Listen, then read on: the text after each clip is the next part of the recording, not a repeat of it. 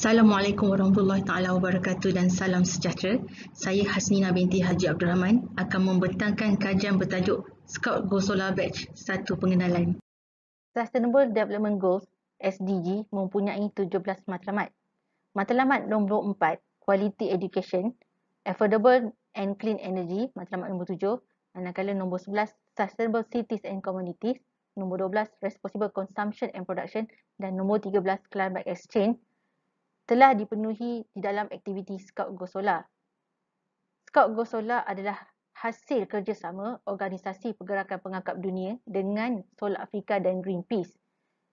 Persekutuan Pengangkap Malaysia sebenarnya telah mempunyai 2 solar ambassador dan dalam usaha melaksanakan manual pelaksanaan Scout Go Solar pada semua peringkat dan hebahan di Malaysia.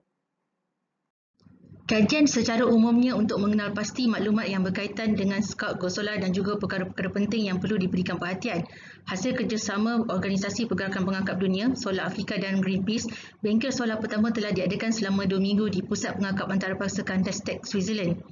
Negara Filipina dan Pakistan merupakan perintis rasmi yang giat menjalankan aktiviti solar pada komuniti setempat dan juga di peringkat antarabangsa. Namun begitu, di Malaysia masih belum ada garis panduan pelaksanaan Scout Go Solar secara rasmi dan kegiatan solar di semua peringkat masih belum bergiat secara aktif. Kajian ini mempunyai 3 objektif, iaitu mengenal pasti faktor pelaksanaan Scout Go Solar di seluruh negara, menganalisis cabaran dan halangan yang dihadapi oleh negara yang telah melakukan Scout Go Solar, dan yang ketiga, membangunkan kerangka kerja bagi pelaksanaan Scout Go Solar di Malaysia. Antara kajian sorotan yang didapati adalah Agenda 2030 daripada United Nations. Pada tahun 2015, setiap anggota PBB perlu meningkatkan kesihatan, mengurangkan kadar kemiskinan, memacu pertumbuhan ekonomi, menangani perubahan iklim dan berusaha memelihara lautan dan hutan. Seorang ahli pengakap melaksanakan cabaran Scout Go Solar dengan memberikan pendidikan kepada komuniti setempat dan seterusnya menyumbang ke arah matlamat 7 dan 13 dalam SDG khususnya. Kajian pada tahun 2015 menyatakan 20% tenaga yang digunakan di dunia dihasilkan melalui sumber tenaga yang boleh diperbarui, di mana tenaga adalah penyumbang utama dalam perubahan iklim dan menghasilkan sekitar 60% kesan rumah hijau. Metodologi kajian ini telah dilakukan berdasarkan kajian analisis dokumen di mana penelitian terhadap kajian terdahulu dan dokumen elektronik maupun bercetak.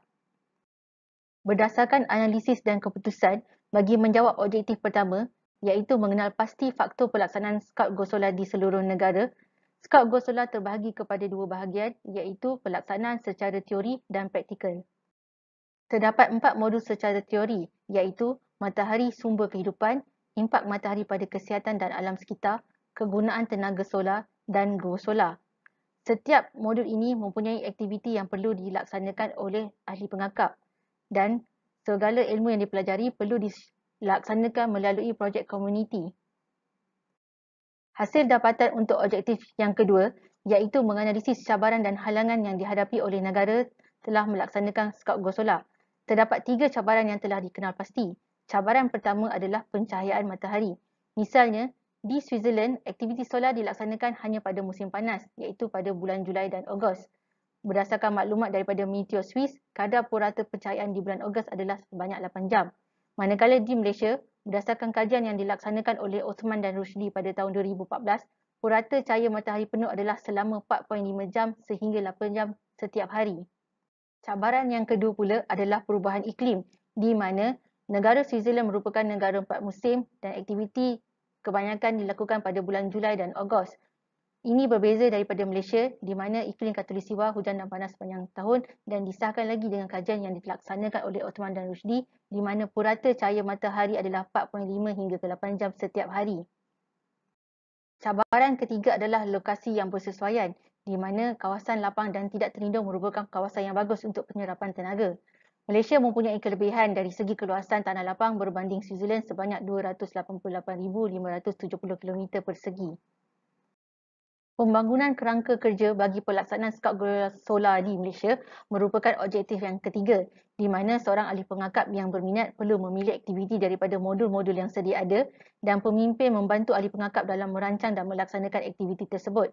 Setiap aktiviti perlu dinilai dan mempunyai hasil pelaporan yang baik dan seterusnya sekira ahli pengakap tersebut lulus, maka ahli pengakap akan dianugerahkan Scout Go Solar Badge.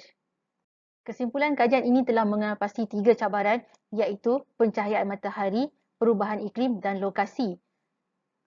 Dikenal pasti dalam pelaksanaannya di Malaysia. Mod penganugerahan Skot Gosola pula terbahagi kepada 2 iaitu teori dan praktikal di mana ada 4 modul yang perlu dipelajari dan setiap modul mempunyai aktiviti yang perlu dilaksanakan dan projek secara bersama komuniti.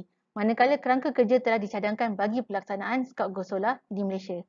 Bagi merealisasikan kajian ini, berikut adalah senarai rujukan yang telah digunakan.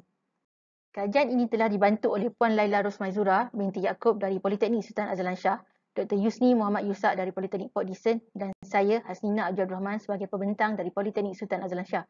Semoga hasil kajian ini dapat digunakan sebagai panduan untuk perkembangan Skot Gosola di Malaysia khususnya. Saya sudahi pembentangan ini dengan ucapan terima kasih.